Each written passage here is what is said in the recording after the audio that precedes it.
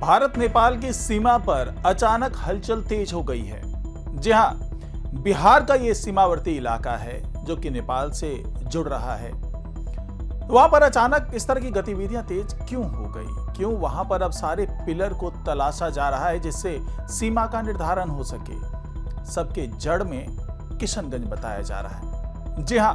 किशनगंज के लिए ये सारी तैयारी हो रही है। ये अलग बात है कि कुल 7 जिलों का नाम इस तैयारी में जुड़ा हुआ है और मोतिहारी में ये बैठक होती है और बैठक में दोनों ही पक्षों के, नेपाल के भी और भारत के भी,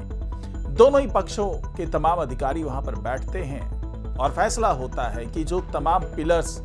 टूट गए हैं, क्षतिग्रस्त हो गए हैं, उसको फिर से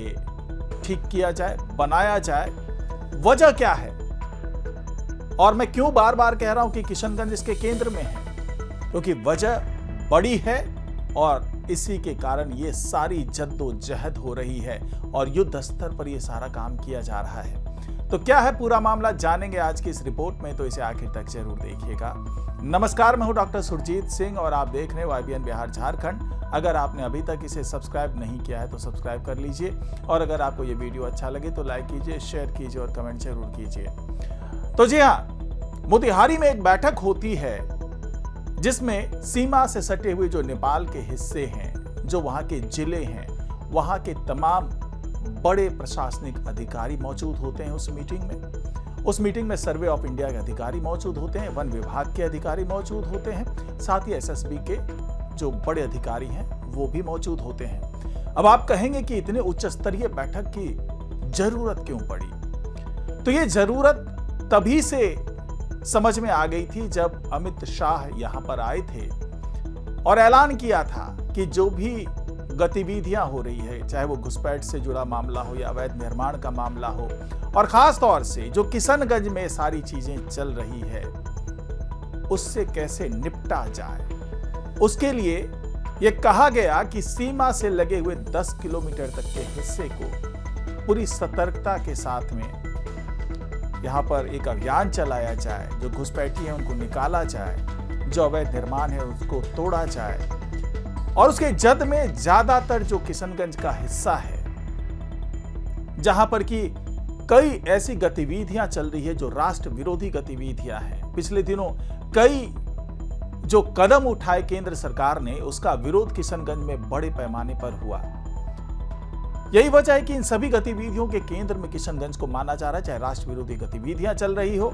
या फिर जो उपद्रव हो रहा है, जो घुसपैठ हो रहा है, सबके मास्टरमाइंड किशनगंज के आसपास ही मौजूद हैं। यही वजह है कि ये जो बड़ा कदम उठाया गया है और ये जो पिलर्स को फिर से 5312 पिलर्स हैं जिनको फिर से स्थापित करने की कवायद अब शुरू हो रही है। अब दोनों पक्षों के अधिकारियों ने जब आपस में बातचीत की तो भारत के जो अधिकारी हैं उन्होंने आश्वासन मांगा नेपाल के अधिकारियों से कि आप अपनी तरफ से अगर कोई घुसपैठ हो रहा है या उसकी कोशिश की जा रही है तो उसको रोकने का आप काम करेंगे। साथ ही SSB के अधिकारियों को निर्देश दे दिया गया कि आप 0 टॉलरेंस रखेंगे और किसी भी तरह की घुसपैठ जो भी हो रही हो, चाहे वो नेपाल के रास्ते हो रही हो, खास तौर से अभी चूंकि नेपाल के अधिकारियों के साथ बैठक थी तो उसको ध्यान में रख करके ये तय किया गया कि नेपाल के रास्ते से जो घुसपैठ हो रही है उसको रोकना जरूरी है और ये जो 5312 पिलर्स हैं उसकी मरम्मत हो जाएगी। उसके बाद फिर से सर्वे ऑफ इंडिया जो है उसके अधिकारी एक बार फिर से उसकी नपाई करना शुरू करेंगे और जो 10 किलोमीटर का एरिया है जहां पर कि अब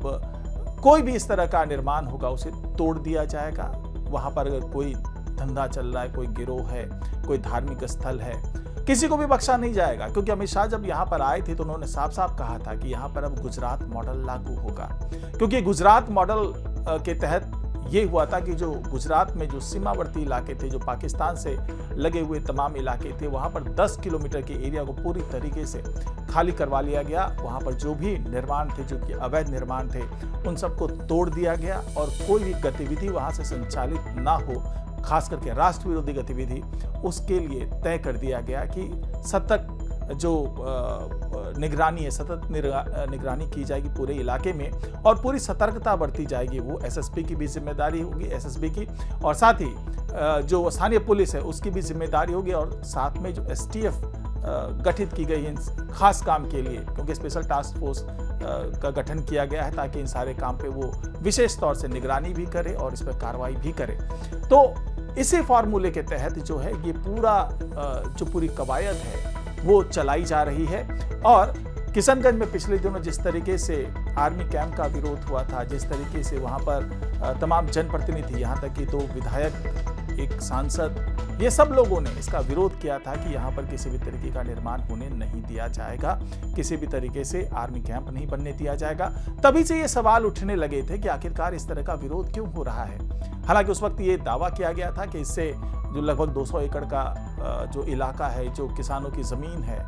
उस पर कैंप बन जाने से किसानों की खेती खत्म हो जाएगी, उनके लिए रोजगार के अवसर नहीं होंगे। हालांकि सरकार ने ये कहा था कि आपको रोजगार के अवसर दिए जाएंगे, उसका उचित मुआवजा दिया जाएगा, जो जमीन ली जाएगी आपकी।